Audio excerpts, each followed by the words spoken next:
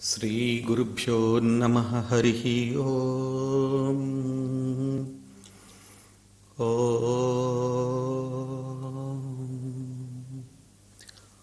Om.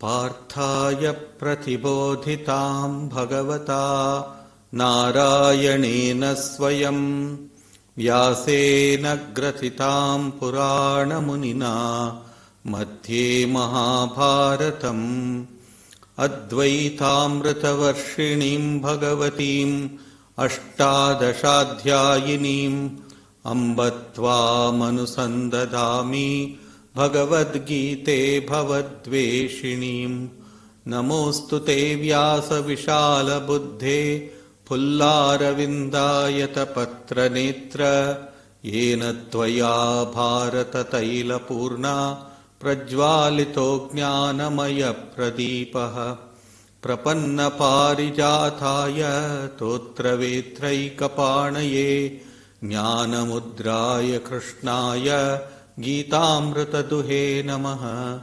Sarvopanishado Gavo Dugdha Gopalanandanaha Partho Vatsa Sudhir Bhokta Dugdham Gitamritam Mahat Vasudeva Sutam Devam Kamsa Chanuramardanam Devaki Paramanandam Krishnam Vande Jagadgurum Bhishmadrona Tata Jayadratha Gandhara Nilotpala Shalyagrahavati Krupena Vahani Karnena Velakula Ashwathama Vikarna Ghora Makara Duryodhana Vartini Sotirna Kalu Pandavairana Nadi Kaivartaka Keshavaha Parashariya Vacha Saroja Mamalam Gitartha Gandhotkhatam Nanakyanaka Kesaram Harikatha Sambodhana Bodhitam Loke Sajjana Shatpadairahara Pepiyamanam Muda Bhuyad Bharata Pankajam Kalimala Pradvamsina Shreyase Mukam Karoti Vachalam Pangum Langayate Girim Yat Kripatamaham Vande Paramananda Madhavam Yam Brahma Varunendra Rudra Marutaha Stunvanti Divyaistavaihi Vedais Sangha Padakramopanishadair Gayanti Yam Samagaha Dhyanavasthita Tadgatena Manasa Pashyanti Yam Yogino Yasyantam Navidusura Suragana Devaya Tasmai Namaha Devaya Tasmai Namaha Devaya Tasmai Namaha. We are studying the 13th chapter of the Bhagavad Gita. We have concluded the 12th chapter and we have started study of the 13th chapter. Sri Krishna begins this chapter, which is known as Kshetra and Kshetrajna. That is the knowledge of the knower and the knowledge of the known. That is field and the farmer. There is a field and there is also the farmer. So this is how the scripture tells us first to analyze what the field is. We are in this field. But behind this field there is the knower, the one who tills the land and who reaps the benefit of the land. We have this body over here which has been given to us by the divine. So we are making use of this kshetra or this field. So we need to know what this field is made of. But at the same time we also must know that behind this body there is the spirit, there is the Atman, there is the divine. So that is the knower of this Atman. So in essence, the Bhagavad Gita tries to say that ultimately the goal should be to know the knower, to know the knower. And because the known is there in front of us, we are experiencing the world outside, but we need to know who we are, know the knower, knowing thyself. That's what the Greek philosophers say, knowing thyself. Our Sanatana Dharma also talks about it. So he says, what is in the first verse, Sri Krishna says, Idam Shariram Kaunteya Kshetram iti abhidiyate. This body is called the Kshetra, the field. And Etad yaha veti tam prahuhu kshetrajnaha iti tadvidaha. He who knows this as his property. See, that this body is belonging to me. I am not the body. This must be born in our mind at all times. We sometimes tend to think that this body itself is everything. No. There is the knower behind this body. So this body is nothing. In the next few verses, Sri Krishna explains in great detail the composition of the universe. So we need to be aware of the divine behind everything, or the knower behind everything. So say those well versed in this subject, the tattva vidaha, that means those who have known it, those who have realized it. So we always ask, what is the source of this knowledge? So the source is that this has been known by the rishis, the people who have tried to go deep into it, not just outside, but on the surface, but deeper into this subject. So knowing the external world is important. There is no doubt about that.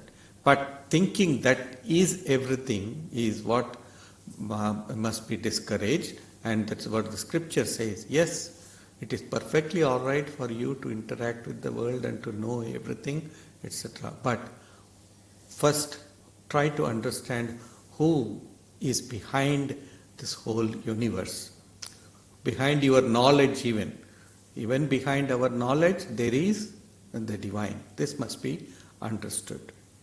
Kshetrajnam chapi mam vidhi sarva kshetreshu bharata kshetra kshetrajnayor jnanam yattad jnanam matam mama. Know me to be the kshetrajna, that is the spirit in all kshetras. It means our body, or your body, for example, for that matter, is nothing but a playground of the divine.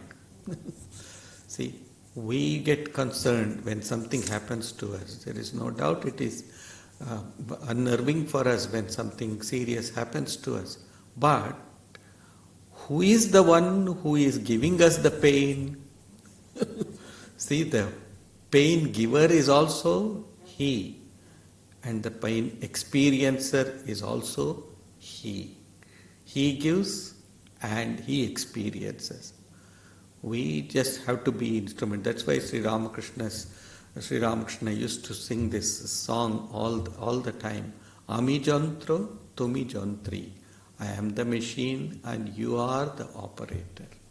See, that sense that God is within me, that God is experiencing everything, must come to us one day.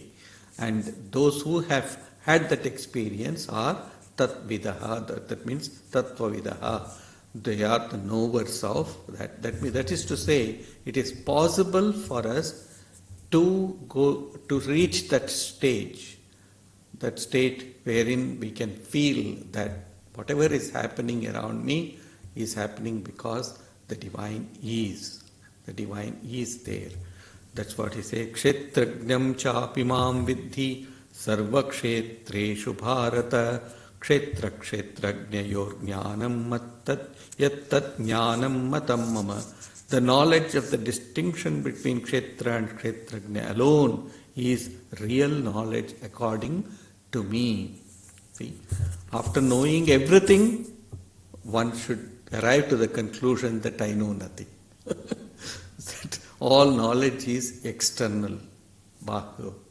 that is Bahya. That means everything is external to others. I am the Chit Swarupa. My real nature is that I am the Supreme Being, Supreme Consciousness. That idea has to come, and also the idea of unity, that there is only one, the divine alone exists, that whatever is here is mere a play of it, it's mere illusion or Maya. That idea will dawn upon us when we reach to that state, not before that, of course. Third verse. Tat kshetram yaccha yadrikcha yad vikari yatascha yat sachayo yat prabhavascha tat samasena me shrunu.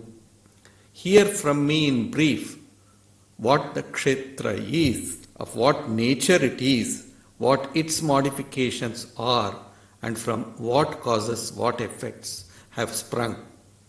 Also know who is the Kshetrajna, who the Kshetrajna is, and what his powers consist in.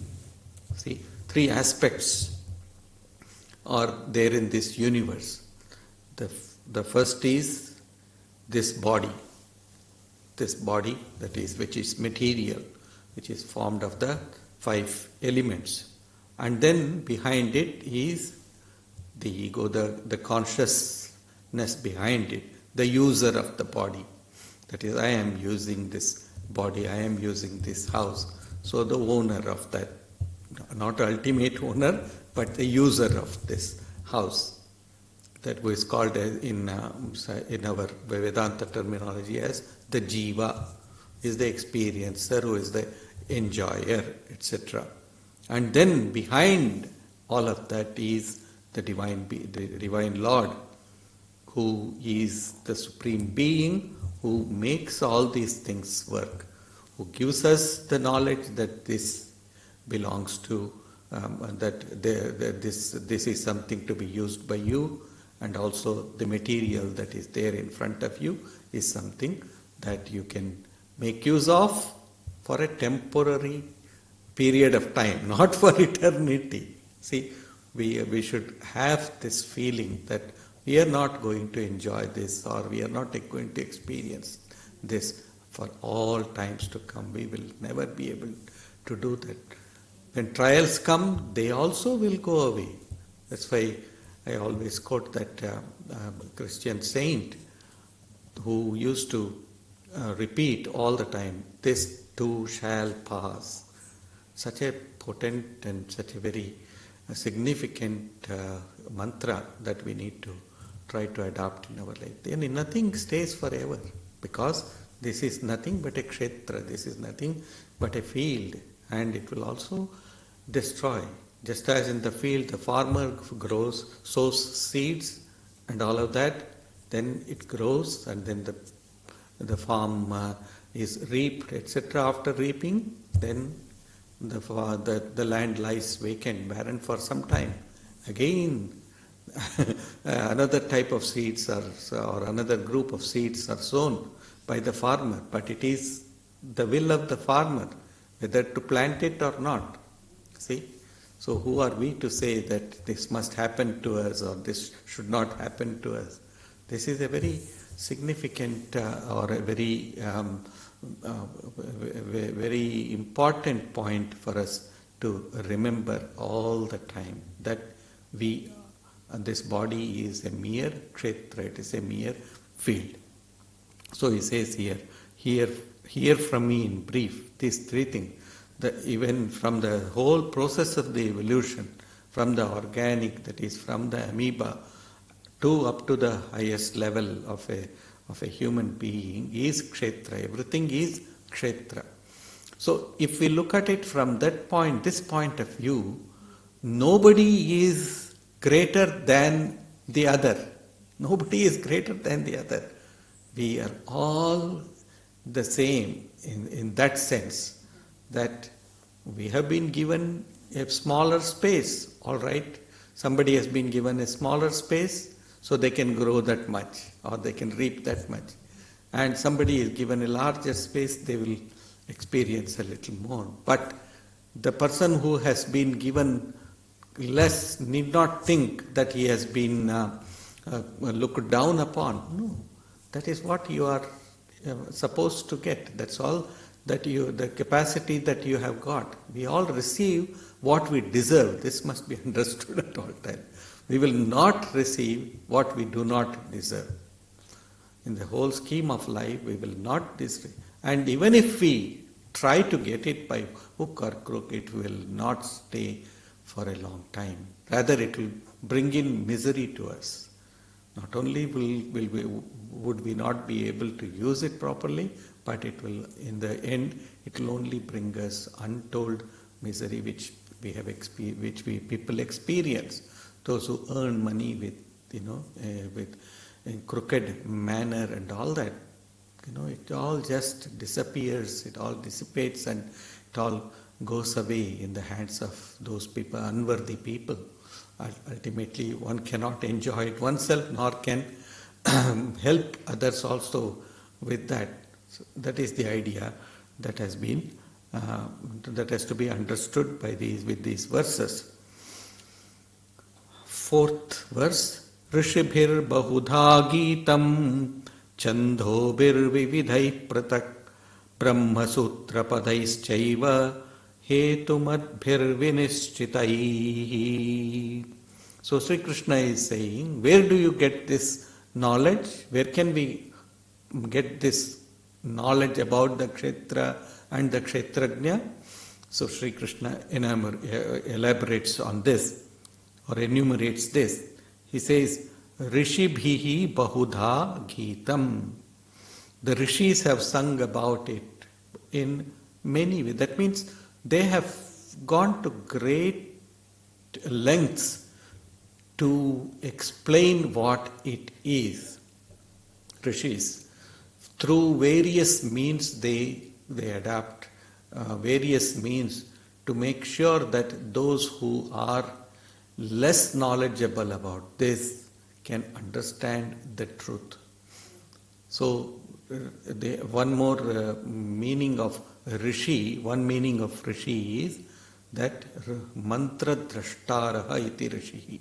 It means one who has seen the past, the present and the future. They are called the Rishis. They have seen what you have gone through, or what the universe has gone through before, what it is like now and what it will be later. That is one meaning of Rishi. The another meaning of Rishi is one who is established in Rita. Rita means Satya, in the ultimate truth, in the deep depths of the truth, one who has dived to the depths of real truth, and one who has found out the great gems that are hidden in the depths of this ocean of existence.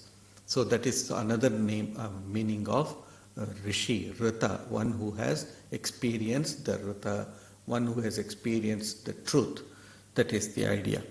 So Rishibhir bahudha gitam, this has been sung in various ways. That means in order for us common people to understand what that divine truth is, using various means and methods, the Rishis have tried to explain it. That's why we have so many scriptures. We have the Vedas, we have the Upanishads, which is the conclusion part of the Vedas, and then we have the Puranas, we have the Tantra and other scriptures. Through all of this one theme has been variously explained so that we understand it. Somehow we try to understand it. Sri Ramakrishna used to say, Josho Kore, that means in whatever manner possible, whatever it is, whether hook or crook, you just go and reach to the goal. Sri Ramakrishna used to give the example of houses in those days. Houses used to have two entries. One is the front entry and another is from the back entry. So either you enter the house through the front door or through the back door. Somehow get into the door. Somehow know the divine. That is the idea. Rishibhihi bahudha gitam. Then chandaha. Chandaha are Vedic utterances. Chandas means Vedic utterances, which are sung pleasantly so that one can remember it. Chandas was, it is in meters, so that one can remember it properly and also be able to sing along with it. Even we can call, whether it is right or not, I don't know, but even the devotional music, etc., that also can be told as chandas, because it is in metrical form, meter. So chandaha. So through, they have adopted the means of chandas. And then for those who are a little more discriminative, or who are more intellectually inclined, Brahma Sutra Padaihi. So there is the Brahma Sutra Padas, that means the words, utterances which are in the Brahma Sutra, the Prasthana Trayas are there, that is the Upanishads, the Bhagavad Gita, and the Brahma Sutras. These form the three major means of gaining knowledge, that is the spiritual knowledge. Upanishads, Bhagavad Gita, and Brahma Sutra. Brahma Sutra, it is called as Nyaya Prasthana, that is logical. It deals with logic. So there are a lot of arguments and counter arguments over there. Those who are very much intellectually inclined, for them Brahma Sutra is also there. So again, with whatever manner you are inclined to, you are given that thing. Sri Ramakrishna used to give an example. A mother has 3 children, and the oldest child, she will make a good pilau or rice or something. And then for the next one who doesn't have that capacity to digest a rich meal, then she will make a semi-solid food so that he can digest it. And for the youngest child or the baby, she will only give milk or something which the baby can digest. So in different, for different people, this knowledge has been given, or it has been delivered in different ways, different manners. So the idea is, the scripture or the rishis, they always want that we should rise from this mere organic existence level to the level of the divine, to a higher and higher goals. Chando, Brahma Sutra Padaischaiva. Hetumat, that is rational, which is rational presentation. Hetumat. Vinishchitaihi. So somehow to convince. Vinishchita means to convince. Convincingly explain this phenomena about the Kshetra and Kshetrajna. So all these different sources are available for us. Whichever is easy for us to understand, or whichever is challenging for us to understand also, we can take it up. Some people like challenges. So they want to experiment with things, they want to analyze things. For them it is perfectly all right. So that is what he is saying. Brushibir hetumadbhir vinishchitaihi. So in the next 2 verses, Sri Krishna talks about the formation of the universe. What does the universe consist of? I will read both of them. Mahabhutanyahankaro buddhiravyaktameva cha indriyani dashaikancha panchachendriya gocharaha ichcha dvesha sukham dukkham sanghataschetana dhritihi etat kshetram samasena savikaramudahrutam. In brief, a description of the kshetra, that is the field, is given over here. Savikaram udahrutam. So what are those? Mahabhutani, Pancha Mahabhutas. That means the 5 elements. What are the 5 elements? That is Akasha, that means ether, Vayu, that is air, and then Agni, that is fire, then Apaha, that is water, and then Prithvi, that is earth. You analyze anything in this universe, whether it is on earth or in other planets, anywhere, it is formed of these 5 elements.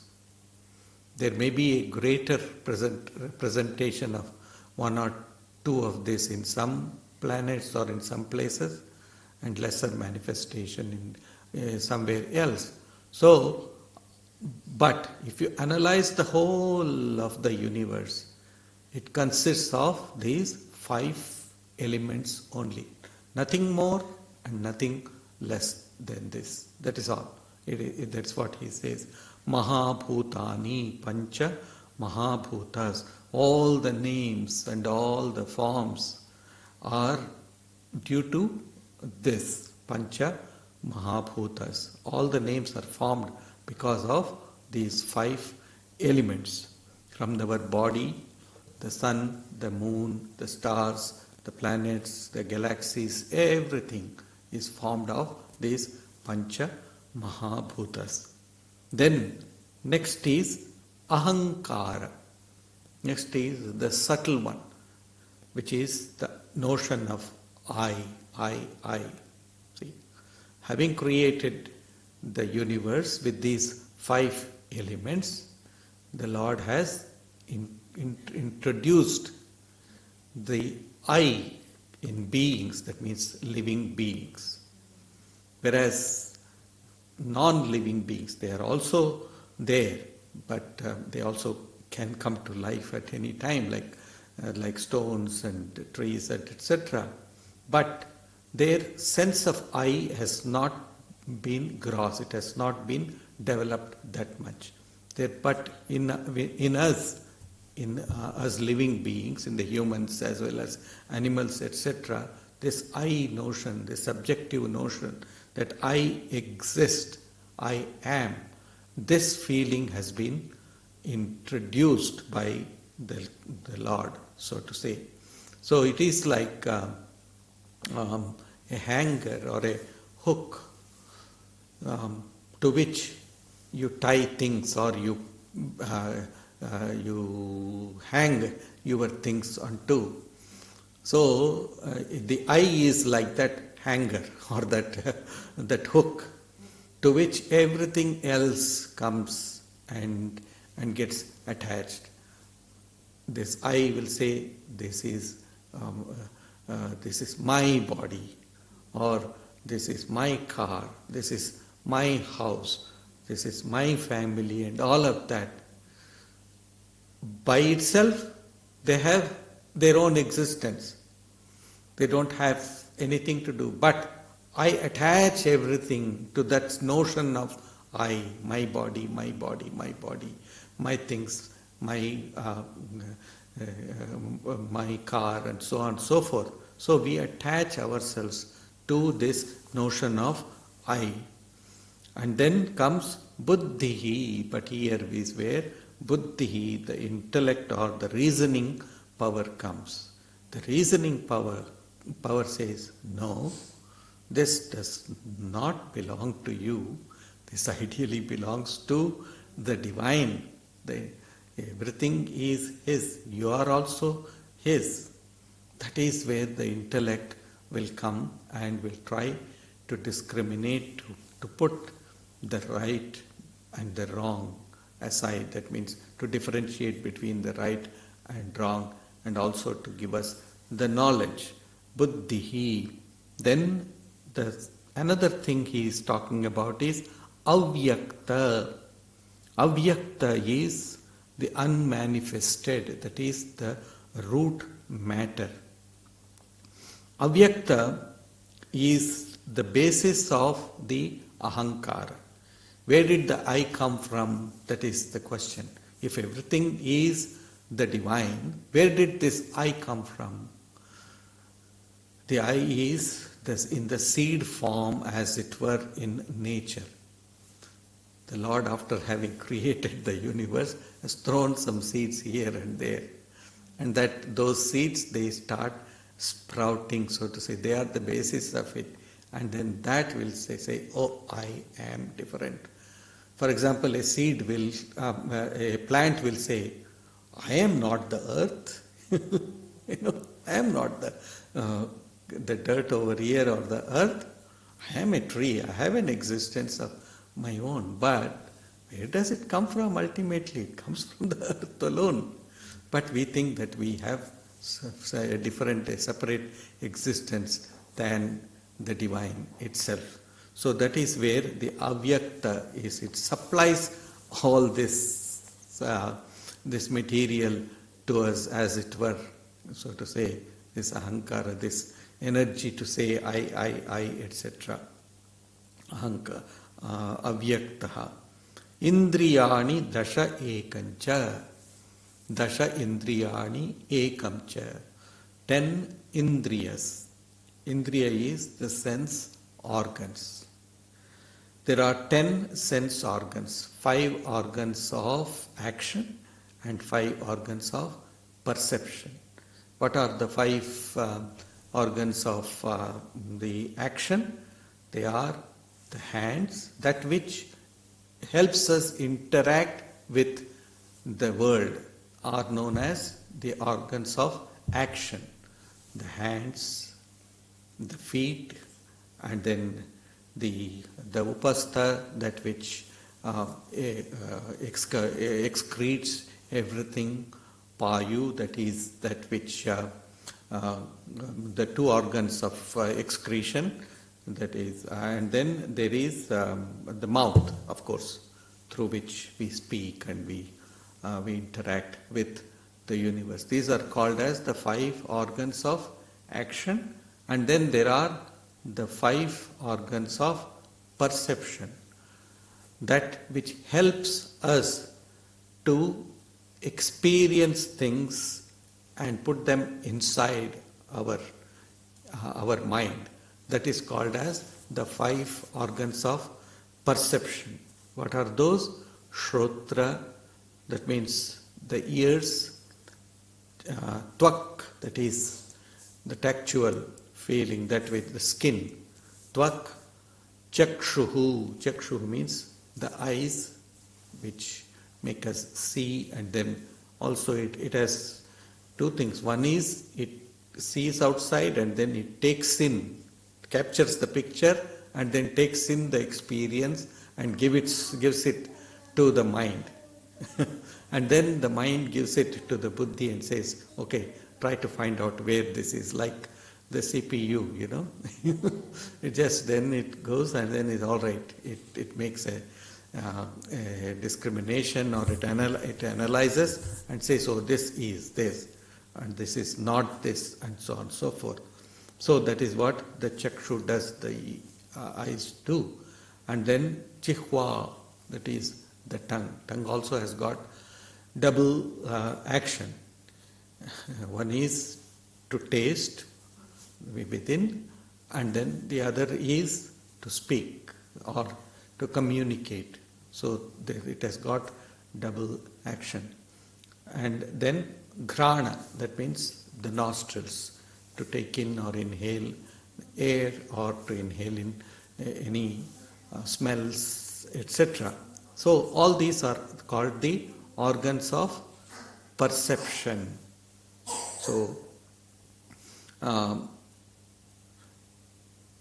indriyani, and then dasha ekancha, ekam. What is the one, the other one? That is the mind. It is the processor, so to say. It processes everything. It takes everything inside. It interacts with the world and then it takes in the stimulations from the senses and then starts working it, and then it either likes it or it discards it, it dislikes it. Ichcha, dvesha, sukha, dukkha sanghata chetana dhritihi. What does the mind do? It either likes something or dvesha, dislikes something, hates something. Ichcha, dvesha, sukha. It either experiences or brings in the experience of happiness to you, or it brings in the happiness of misery to us. So, sanghataha. Sanghata means it connects you to the world. Sandhi, sanghata. That which connects us to the external world. That is the function of the mind, is to connect all of our experiences, all through that comes through our sense organs, and connects it to the world. It identifies somebody and says, oh, this is so and so, or this is not the person that I know of, it's a stranger, and so on and so forth. So, sanghata. So, mind is that which does all of these actions. And then comes chetana.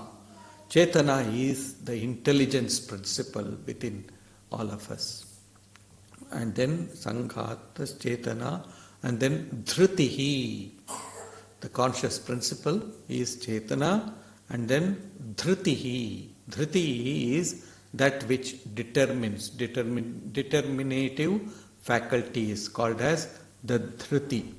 So it says, all right, this is this. I am experiencing these trials and tribulations. So why is it happening? It analyzes everything and says, okay, I will take these steps in order to overcome my trials and tribulations. So dhritihi is that which determines that faculty. In some people, this dhriti is very in a dormant state. It is just lying over there, unused. We don't make use. See, willpower must be made use of. The more you use the willpower, it becomes stronger and stronger.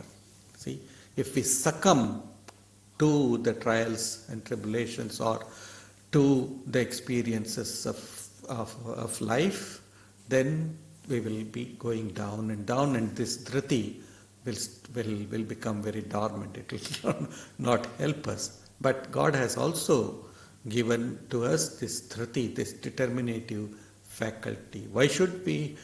What is the main function of this determinative faculty?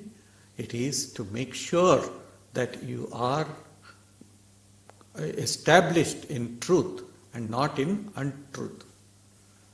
Sat gamaya, that is, take me towards the truth, take me towards the real.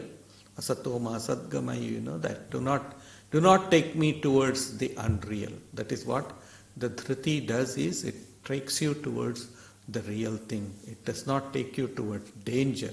It takes you towards the safe place. That is the idea. Dhritihi etat kshetram samasena savikaram udahratam. So I have given to you in brief. Samasena means in brief I have given to you these teachings about these different parts of the kshetra. That means the field.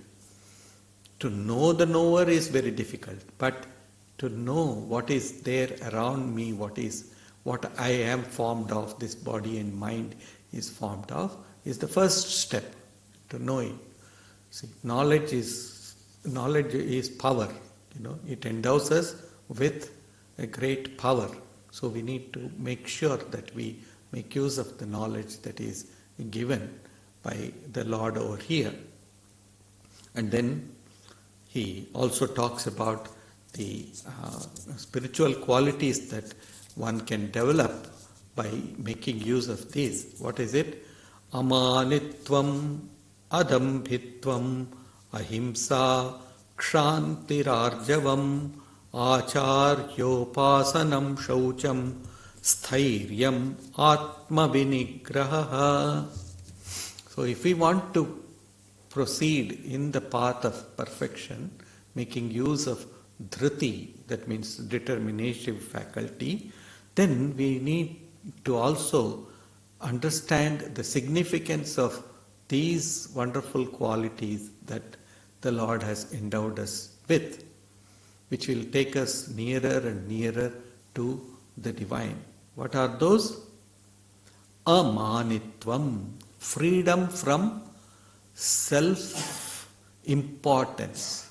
See, self-importance, we give so much importance to this wicked I, this feeling of ego that we have. So, a child does not have that feeling of self-importance. Sri Ramakrishna gives the example, two examples he gives to distinguish these. So, one example he gives is of the cat and the kitten.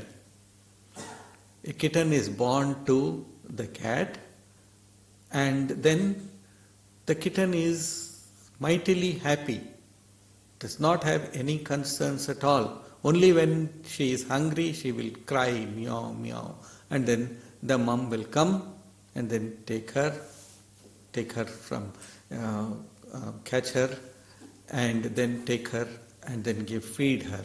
Or sometimes she will, Sri Ramakrishna says, sometimes she may put the kitten may put the kitten on the master's bed, or it can take and put the kitten next to the fireplace or someplace which is not that comfortable. But the kitten is mighty happy. Wherever she has been put, she is mightily happy. So that is one way of totally becoming not important, but to be mightily happy, free from this self-importance, that you need to put me on the master's bed only and you shouldn't put me in the earth. It doesn't say. No, it will just be happy wherever the mother takes her. That is one example. Of course, the other example that Sri Ramakrishna gives is of the monkey and the baby monkey. The baby monkey has still a sense of self-preservation. So it catches her mum's belly. And so when the mum is moving around and she is scared that she will fall, so she is holding on to the mother. So these are the two different ways of approach to the divine. One is, let the divine do whatever he or she wants with me. I am not concerned about me, because my I is not present in such people. That is one way. That is total sharanagati, complete surrender. The other one is of trying to catch hold of the feet of the divine and not leave the feet of the divine. We catch hold. The other one is God takes hold. Yoga kshemam vahamyaham. We have studied that here. That means God takes charge of you. So you do not have to worry about it. So he says this freedom from self-importance is a quality, a divine quality which one must try to develop in one's life. Amanitvam, adambhitvam. That means dambha is pretension or feeling that I am somebody, dambha, a kind of pride, unpretentiousness or lack of any pride. Adambhitvam. Ahimsa. Ahimsa means non-violence. Ma kaschit dukkha bhag bhavet. We chant that all the time. Sarve bhavantu sukhina, sarve santu niramaya, sarve bhadrani pashyantu, ma kaschit dukkha bhag bhavet or dukkham apnuyat. These two versions are there. So may there be no fear towards to anybody. May I not cause hurt to anybody. May nobody be hurt by me. That is called as non-violence. Non-violence is the feeling that nobody should be afraid of me, that nobody gets hurt by me. This is real non-violence. See, the non-violence is a spiritual quality. It's not merely in mentally, but also in our thought, in our word, in our actions. It gets reflected. Of course, what is within myself only gets expressed outside. What is not within does not get expressed outside. So we may pretend that we are somebody which will not stand for too long. It doesn't have legs to stand even. So non-violence, adambit, ahimsa, kshantihi. The other quality Sri Krishna talks about is patience, kshantihi, kshantihi. Sarvadukhanam, there is another word for this, titiksha, that means forbearance. Forbearance. Go through the trials and tribulations, but be aware that God is with you at all times. That is the idea. That means patience. Things happen. They all happen for a reason. Nothing happens without a reason. Everything has got a reason. If somebody is hurting me, that's also because of a reason. I must have done something somewhere at some time for which I deserve it. Of course, we cannot stand aside and and get beatings from the other person or get hurt by the other person. Just go out of the way, that's all. Just get out of the person's life. That is another thing. So kshantihi is so very important. Patience. Unnecessarily spitting venom upon the other will only make us more poisonous, that's all.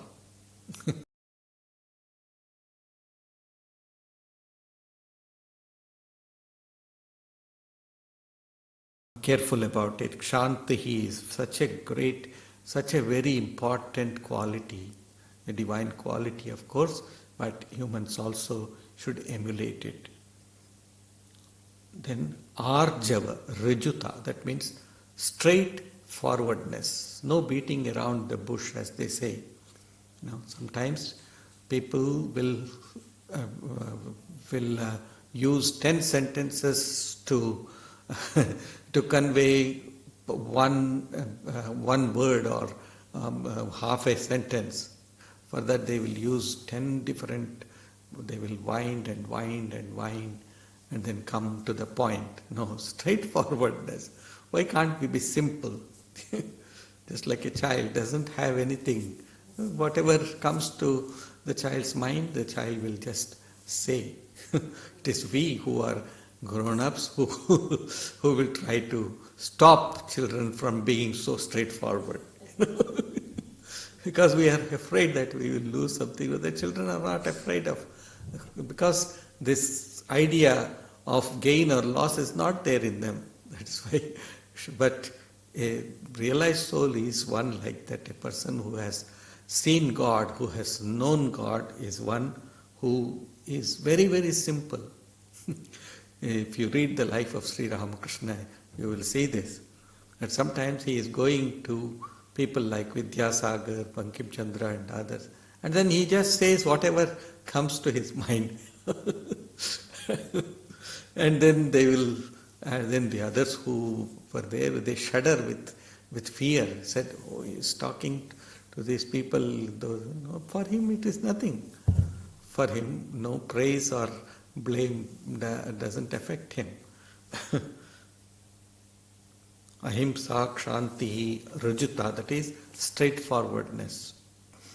It doesn't mean that one should be a fool and then talk out one's mind to the others. No, it is not so. But do not have knots in your heart, knots in your heart.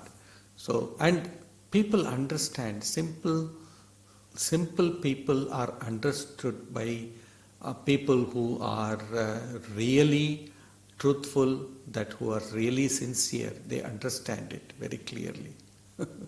So, Kshanti, Arjavam, Acharya Upasanam, service to the teacher, that is, being faithful to your guru, your teacher. That is the idea, service of the teacher. And then Shaucham. Shaucham means cleanliness.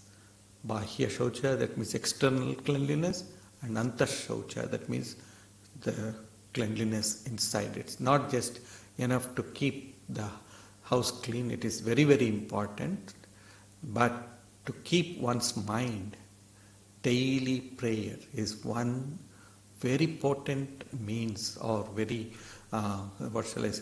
very strong means of cleansing the inside. Taking the name of the divine and then praying. This is a great method of cleansing our inner being. You see? So, Acharya Shaucham, Sthiryam. In the previous verse he has said Dhritihi, that means steadfastness. And then here the same thing is repeated here. Sthiryam, sthirata, that means not wavering. See, sometimes we cannot sit quietly at one place for even 2 minutes, let alone 10 minutes or 15 minutes. Just even for 2 minutes, some children we can see, they will just be sitting and meddling with things. Even now we adults have become like that. Every 2 minutes we will take out our mobile phone and then look into whether we have received a message. That is a state of restlessness. And the more we cultivate this restlessness, the more will our mind become vitiated. It will become poisonous. That is the idea. So, steadfastness is very important. And self-control, of course. Self-control is one of the hallmarks of a realized soul. Totally control over himself, control over his physical body, his mind, as well as his speech, etc. Everything is under his control. So we will stop here and then take up the 8th verse next Sunday. Om Shantakaram Bhujagashayanam Padmanabham Suresham Vishwadharam Gaganasadrisham Meghavarnam Shubhangam Lakshmikantam Kamalanayanam Yogiridhyanagamyam Vande Vishnum Bhavabhayaharam Sarvalokaikanaatham. Om Shanti Shanti Shanti. Hari Om Tat Sat Sri Ram Krishna Arpanamastu.